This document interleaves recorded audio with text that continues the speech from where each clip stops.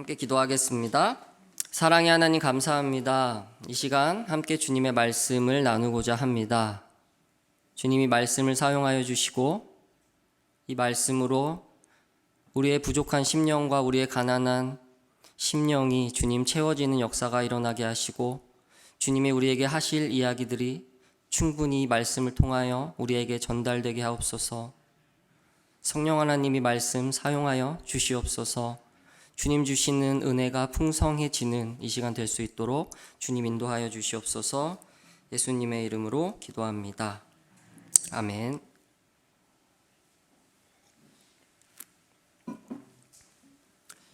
오늘 나눌 말씀이 우리가 가지고 있는 생각 그리고 가치관들과 충돌하실 수 있다고 생각합니다. 이 시간 과연 무엇이 진리인지 함께 고민하며 치열하게 애쓰며 함께 오늘의 설교를 만들어 가 주시기를 부탁드립니다. 저는 나이를 빨리 먹었으면 좋겠고 저는 흰 머리가 빨리 났으면 좋겠습니다. 여기 계신 성도님들은 납득하기 어려운 말이지요. 왜냐하면 나이를 먹는 사람은, 나이를 먹는 것을 좋아하는 사람은 아마도 없을 것입니다. 우리 성도 여러분, 지금까지 인생이 어떠시던가요? 참 빨리 가지 않던가요? 우리는 모두 늙어갑니다. 그리고 한 해 한 해 우리는 다르게 변해갑니다. 얼굴에는 잔 주름이 늘어가고 젊은 시절의 그 날씬했던 몸매는 어디를 가버립니다. 우리는 나이를 먹는 것으로 인해서 우리의 마음과 또 우리의 몸에 실패를 경험합니다. 젊었을 때의 이 능수능란함은 점점 사라져 가고요.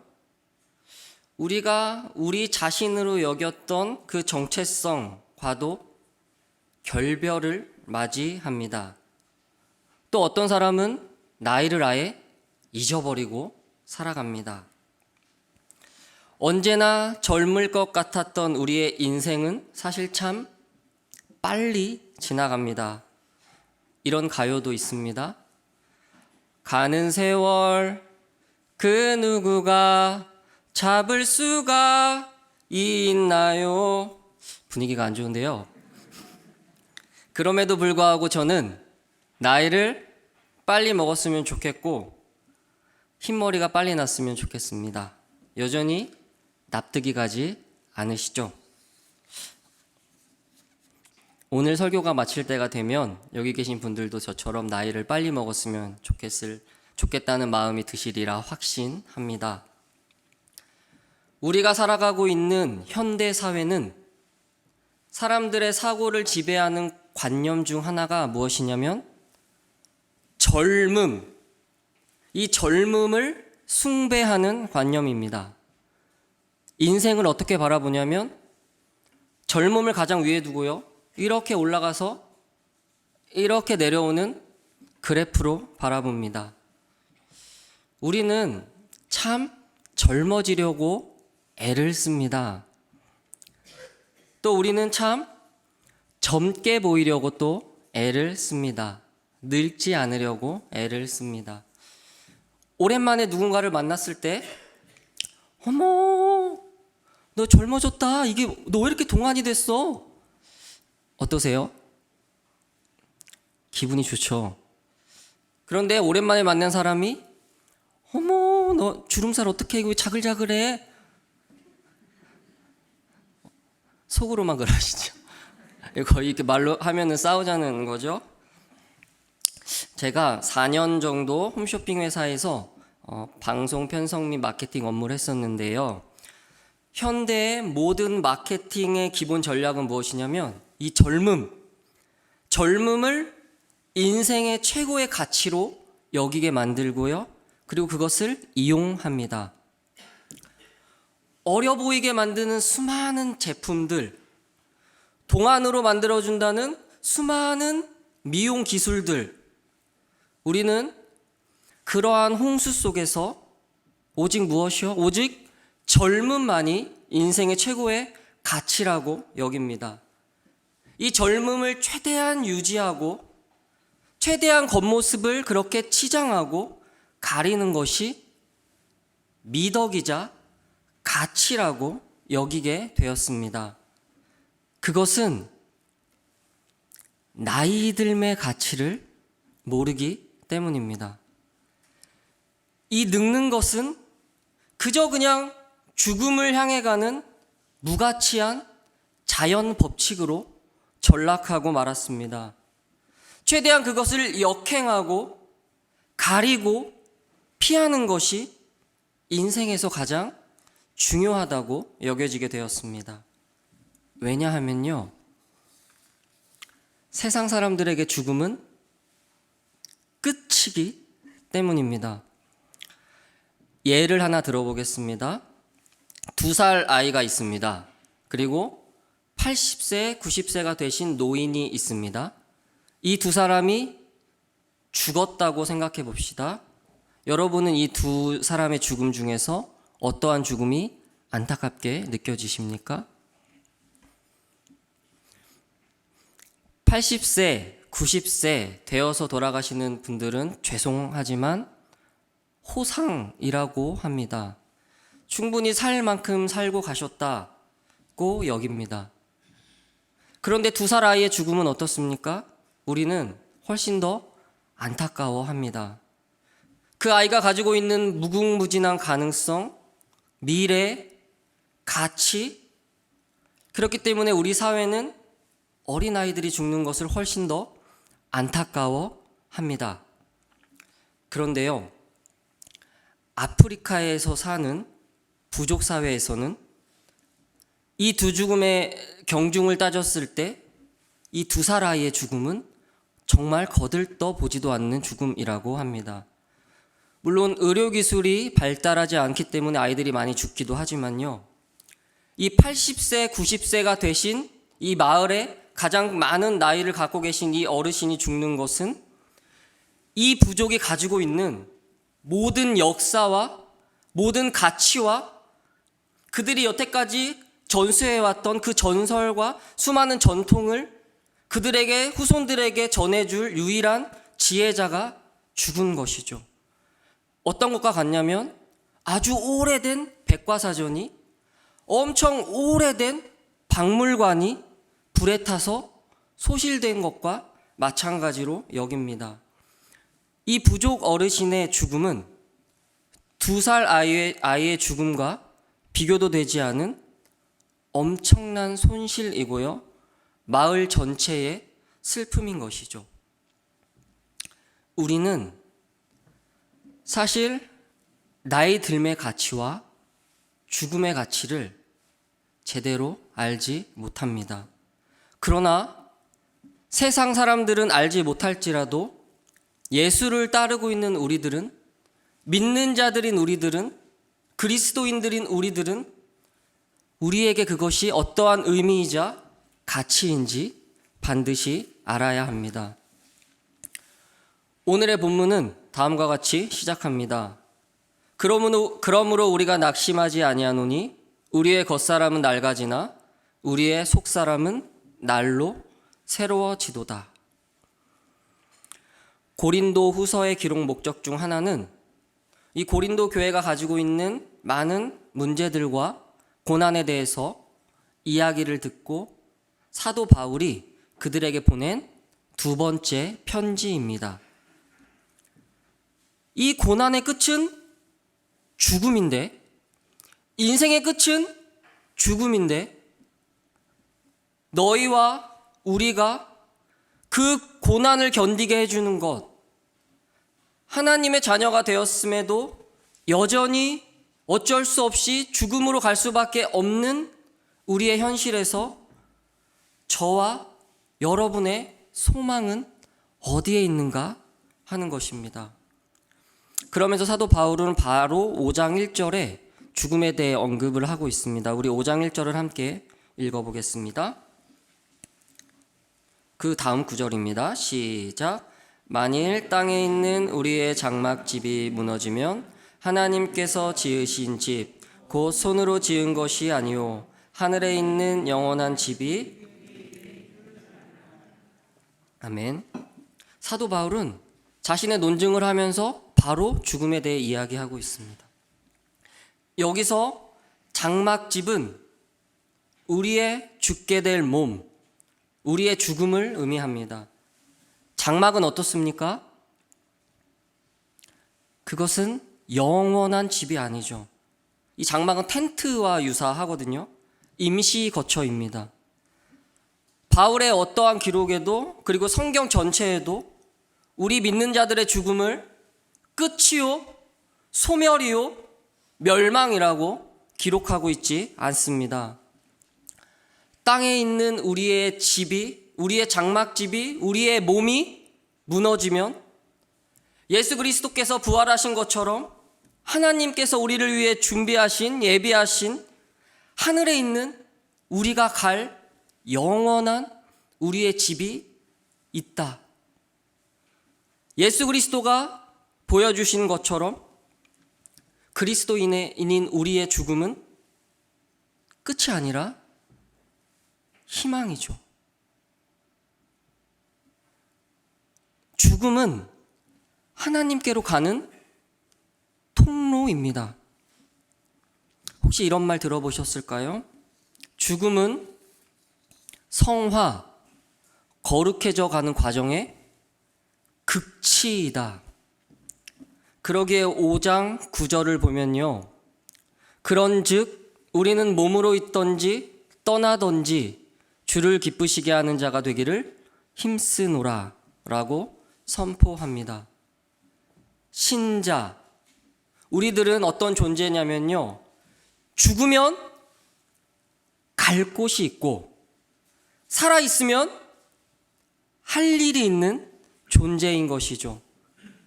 따라서 이 죽음은 모두에게 두려운 일이지만 이 죽음, 우리에게 죽음이 진정한 영광으로 가는 관문이다.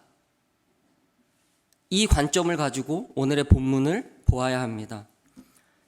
우리가 세상을 살아가면서 고난과 환난 가운데 있는데 낙심하지 않는 이유, 우리가 늙어가지만 낙심하지 않는 이유, 우리가 죽음을 향해 가지만 낙심하지 않는 이유, 그 늙어가는 시간에 비례하여서 우리의 속사람은 날마다 새로워지느니라. 이 새로워진다는 말은 이렇게 수동형으로 되어 있거든요. 새롭게 되어진다. 날마다 새롭게 되어간다. 누가 그 일을 만드실까요? 오늘의 본문을 보는 데 있어서 조금 우려되는 부분이 있습니다. 그것은 무엇이냐면 우리의 육체, 우리의 겉모습은 가치 없고 쇳덩어리이고 우리의 속사람, 우리의 영혼은 가치 있고 신성하고 구원된다 라고 생각하는 잘못된 이분법적 논의입니다. 그것은 영지주의라는 이단에서 나온 것인데요. 그렇지 않습니다.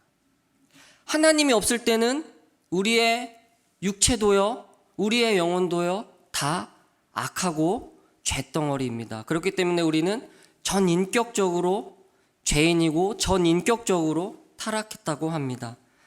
하나님은 예수 그리스도를 통하여 우리의 육체와 우리의 영혼을 함께 구원해 주십니다. 전인격적으로 우리를 구원해 주십니다. 그리고 예수 그리스도께서 부활하신 것처럼 이 세상에 다시 오실 그때 우리의 영혼과 우리의 육체가 함께 부활합니다. 그렇기 때문에 여기서 우리의 육체와 우리의 영혼을 구분하시면 안 됩니다.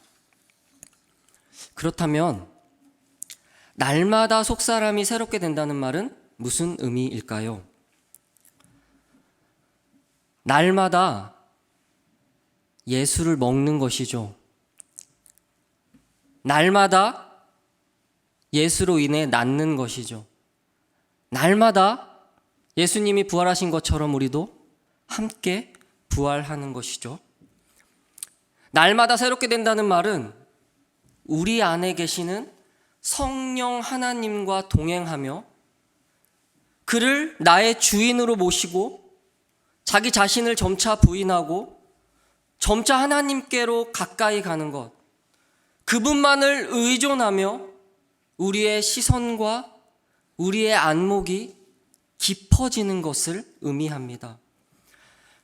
바로 시간에 비례하여서, 우리가 살아가는 인생에 비례하여서, 삶의 기간에 비례하여서 신자로서 예수 그리스도의 향기가 나는 사람들이 되어가는 것을 의미합니다. 그렇기 때문에 여기서는 반드시 시간이 필요합니다. 바로 신자의 나이듦의 가치가 여기에 있습니다. 우리는 하나님과 함께 나이 드는 것이 얼마나 멋진 일인지 사실 나이 든 사람조차 잘 인식하지 못하고 잘 알지 못합니다. 우리 계절을 한번 볼까요? 봄은 어떻습니까? 이제 꽃 피는 봄이 되었죠. 벚꽃이 좀 떨어졌는데 아무것도 없었던 겨울에 그 죽은 것 같았던 나무에서 조금씩 생명이 움트죠. 그리고 파릇파릇하게 새싹이 올라옵니다. 꽃이 피고 생명이 운동을 하기 시작합니다. 여름은 어떻습니까? 강렬하죠.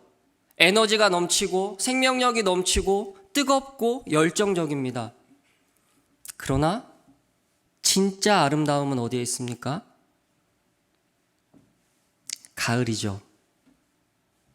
가을이 가지고 있는 그 기품, 가을이 가지고 있는 그 성숙함, 인고의 시간을 거쳐서 맺게 되는 그 결실, 모두를 풍성하게 먹이고 남을 그 가을이 가지고 있는 아름다움과 기품과 넉넉함에 비하면 그 아름다움은 봄과 여름에 비할 것이 아니죠. 혹시 이런 말을 들어보셨습니까? 나이를 넘지 못한다. 제가 스포츠를 좋아하는데요. 야구나 축구를 보면 이제 막 프로에 데뷔한 선수들을 우리는 루키, 신성 이런 말을 사용합니다. 그들이 아무리 중고등학교 때 뭐 날고 기었다고 하더라도 그들은 이제 막 프로에 데뷔한 선수들입니다. 우리에게 진짜 가치 있는 선수들은 누구입니까? 그것은 산전, 수전을 다 겪은 우리가 베테랑이라고 하는 사람들입니다. 이들의 플레이를 보면 아름답죠. 수많은 연습과 수많은 훈련과 수많은 실전을 통해서 빚어진 이 사람들에 비하면요, 이제 막 데뷔한 선수들은 아이에 불과합니다. 그리스도인으로서 인생을 살아가면서 그 인생을 사용하여서 하나님이 빚으시는 놀라운 솜씨, 평생을 두고 하나님과 씨름하며 버텨온 그 시간들, 그렇게 자란 신앙들, 그 깊이는, 그 넓이는 결코 저를 포함한 젊은이들이 따라갈 수 없습니다. 아무리 신학을 전공하고 아무리 성경 지식이 많고 아무리 신학서적을 많이 읽는다 하여도 평생의 시간을 가지고 하나님이 빚으신 그 신앙과 그 깊이와 비견할 수 있을까요? 그리고 그 경험은, 그렇게 축적된 실력은 어떤 것으로도, 돈으로도 살 수 없습니다. 외적인 젊음이 아니라 전인격적인 깊이요. 다른 사람을 용납할 수 있는 넉넉함. 어떠한 상황에도 허허허 하고 웃을 수 있는 그 인자함. 내가 가진 것을 기꺼이 남을 위하여 내려놓을 수 있는 용기. 이웃의 아픔이 나의 아픔이 되는 것, 그것은 하루아침에 만들어지는 것이 아닙니다. 오히려 성경은 젊음을 경고하고 있습니다. 젊었을 때 수많은 부귀영화를 누렸던 전도자가 성경에 이렇게 기록하고 있습니다. 너는 청년의 때에 너의 창조주를 기억하라. 곧 공고한 날이 이르기 전에. 젊음은 오히려 하나님 없이 나 자신의 힘으로 혼자 살 수 있다고 착각하게 되는 시기일 수 있죠. 우리 모태신앙인 분들 조금 억울한 마음이 마음에 조금은 있지 않으십니까? 저만 있을까요? 우리 성경 속 인물 중에서 가장 부러워하는 사람 아주 마음 한켠에 누가 있냐면 예수님 십자가 옆에 달린 강도, 조금 부럽지 않으셨나요? 평생 자기가 하고 싶은 거 다 하다가 자기가 원하는 삶 다 그대로 살다가 마지막에 회개하고 천국 가는 거예요. 그런데요, 어린 시절부터, 젊은 시절부터 하나님을 알게 되는 것이 얼마나 큰 복인지 아셨으면 좋겠습니다. 하나님께서 아브라함을 불러내신 게 몇 세인지 아실까요? 75세입니다. 아브라함이 살던 이 지역은 메소포타미아라는 그 당시 굉장한 문명지였고 굉장히 많은 것들을 누리던 자손이었습니다. 이 아브라함에게 하나님께서 20, 30대에 찾아가셨다고 한번 생각해 보세요. 과연 아브라함이 자신이 가진 모든 것을 버리고 자신의 아버지 집을 떠나서 아무것도 없는 가다가 죽을지도 모르는 그 길을 순종하며 나아갔을까요? 이스라엘 백성을 불러내기 위하여, 출애굽시키기 위하여 모세에게 하나님이 찾아오셨을 때 모세의 나이를 아십니까? 모세가 80세 때입니다. 80세가 되었음에도 불구하고 40년 동안 미디안에서 목자 생활을 했음에도 불구하고 하나님 찾아오셨을 때 나 못해요. 나 말 못해요. 보낼 사람 좀 보내세요. 이렇게 반응했던 모세입니다. 우리 아까 전에 함께 성경 낭송했던 그 부분이 모세가 120세가 되어서 죽기 직전에 자신의 모든 것을 마치고 남은 이스라엘의 모든 지파에게 축복하는 유언입니다. 이스라엘이여, 너는 행복한 사람이로다. 여호와의 구원을 너같이 얻은 백성이 누구냐? 사실 죽기 직전에 자기 자신에게 했던 말 아니었을까요? 모세야, 너는 행복한 사람이로다. 여호와의 구원을 너같이 얻은 사람이 누구냐? 엄청난 고백 아닙니까? 식기 어린 이 젊은 시절의 모세가 어땠는지 아시잖아요. 자신의 분을 못 이겨서 사람을 죽였죠. 다윗 왕도 마찬가지죠. 젊었을 때 바로 왕 시키지 않으시고 빙글빙글 돌리시잖아요. 사도 바울은 옥에 갇혀서 죽을 때를 기다리며 디모데후서 4장 7절 8절에 다음과 같이 기록하고 있습니다. 나는 선한 싸움을 싸우고 나의 달려갈 길을 마치고 믿음을 지켰으니 이제 후로는 나를 위하여 의의 면류관이 예비되었으므로 주 곧 의로우신 재판장이 그날에 내게 주실 것이며 내게만 아니라 주의 나타나심을 사모하는 모든 자에게도니라. 그가 자신의 모든 인생을 돌아보면서 하나님이 어떻게 그동안 자신의 삶을 역사하셨는지 생생하게 기록하고 있죠. 그 깊이는, 그 넓이는 평생의 시간을 통하여 하나님이 만드신 것이죠. 어떤 한 치매를 앓던 노인 환자가 돌아가셨는데요. 그분의 유품을 정리하는데 거기에 평소에 끄적이던 메모장에서 이런 글귀가 발견되었다고 합니다. 나의 가족과 나의 친구와 내가 사랑하는 모두를 내가 잊어버리더라도 하나님만은 잊지 않게 해주세요. 이 신앙의 깊이와 넉넉함이 보이실까요? 우리도 죽어서 하나님 만나게 됐을 때 이런 사람들이 되어 있어야 하지 않을까요? 인생이라는 시간 동안에 하나님께서 우리를 위해서 자기 아들도 아끼지 않으셨고 성령 하나님도 주셨고 먹이시고 입히시고 모든 걸 다 해주셨는데 우리도 이 눈으로 직접 하나님을 만나게 될 때 아주 조금은 예수님을 닮아야 하지 않을까요? 그렇다면 우리는 어떻게 나이를 먹어야 합니까? 우리 17절을 봅시다. 우리가 잠시 받는 환난에 경한 것이 지극히 크고 영원한 영광에 중한 것을 우리에게 이루게 함이니.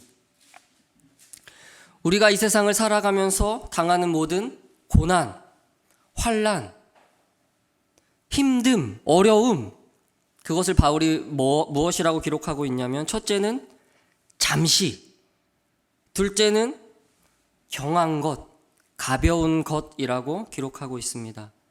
그것은 영원한 것이 아니죠. 중요한 것이 아닙니다. 그런데 그 가벼운 것이 무엇을 이루게 한다고 합니까? 영광에 중한 것을 이루게 한다고 합니다. 우리가 이 세상을 살아가는 그 시간에 그 가운데 당하는 고난과 환난이 우리를 만들어 간다는 말이죠. 인생의 어려움을 당하셨던 분들 어떠십니까? 그 당시에는 죽을 것 같고 그 당시에는 하나님 있는지 없는지 모르겠고 하시면서 버텨왔던 그 시간들 지나고 나셨을 때 돌아보시면 어떠십니까? 내가 더 단단해 있죠. 내 신앙이 나도 모르게 조금은 굳건해져 가지 않던가요? 때로는 내가 원하는 것, 하나님과 싸우고 씨름하고 내가 이기네? 하나님이 이기네? 신앙생활은 결국 이 싸움 아닙니까? 내가 원하는 것과 하나님이 원하는 것 사이에 싸움이요. 우리는 언제나 믿음이 있으면서도 의심이 함께 가죠. 우리는 하나님을 신뢰하는 것 같으면서도 거부가 함께 가죠. 그러나 어떻습니까?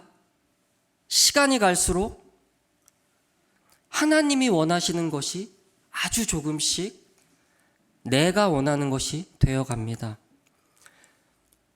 억지로 복종하는 것이 아니라 하나님이 아주 조금씩 우리를 만들어 가시며 인격적인 방법으로, 억지로의 방법이 아니라 인격적인 방법으로 우리를 납득해 가시죠.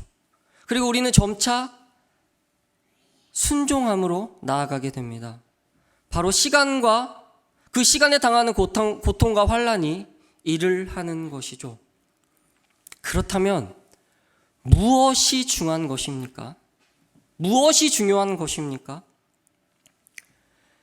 지극히 크고 영원한 영광, 우리가 가진 머리로는 전혀 하나도 제대로 이해되지 않는 그 다가올 부활의 온전한 약속과 회복과 그 성취, 하나님과 함께 누리는 영원한 복락이죠. 그것은 눈에 보이지 않습니다. 우리가 주목하는 것은 보이는 것이 아니요 보이지 않는 것이니 보이는 것은 잠깐이나 보이지 않는 것은 영원함이라. 우리는 모두에게 시간은 똑같이 주셨습니다. 물론 죽음은 다 시간이 다르겠지만 인생이라는 시간 동안에 동일한 인생을 살아가면서 보이는 것을 쫓아서는 안 됩니다. 그것은 인생을 허비하는 일입니다. 죄송하지만 어떤 사람이 30년간 식물인간으로 누워 있었다고 해봅시다. 그 사람은 나이를 먹은 것입니까? 신체적으로는 먹었겠죠. 우리가 다른 것을 쫓아 주님의 시간을, 주님의 우리에게 주신 시간을 낭비할 때, 허비할 때, 그렇게 늙어가서는 그리스도의 향기를 내는 사람들이 되지 못할 것입니다. 우리 주위에 많이 있지 않습니까? 자신이 가진 것을 더 지키려 하고, 자신이 가진 것을 더 나누지 않으려 하고, 자신이 가진 신념만이 진리로 믿는, 자기 자신이 마치 하나님이 되어버린 노인들도 우리의 주위에 많이 있지 않습니까? 우리가 주목해야 할 것은 보이지 않는 것이어야 합니다. 그것만이 영원합니다. 그것만이 유일한 가치입니다. 우리가 살고 있는 이 현실과 동떨어져 있는 것 같으시죠? 그러나 그렇지 않습니다. 풀은 마르고 꽃은 시드나 우리 하나님의 말씀은 영원히 서리라. 또 이런 말씀도 있습니다. 나는 알파와 오메가요, 처음과 마지막이며 시작과 마침이라. 우리 주 곧 예수 그리스도의 영원한 나라에 들어감을 너희에게 넉넉히 주시리라.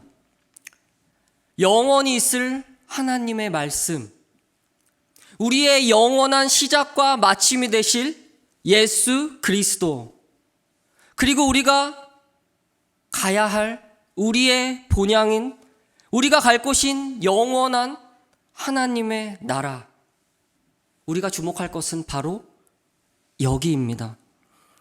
우리가 이것을 주목하며 살아갈 때, 그것을 주목하며 우리가 살아있는 이 현재를 살아갈 때, 우리는 우리의 인생의 시간이 가면서, 우리는 나이 들어가며 하나님이 빚으시는 놀라운 깊이와 세상과 상황이 어떠함에도 결코 흔들리지 않을 굳건한 믿음과 세상은 전혀 따라오지 못할 그 깊은 안목과 그리스도의 향기가 나는 사람들이 되어갈 것입니다.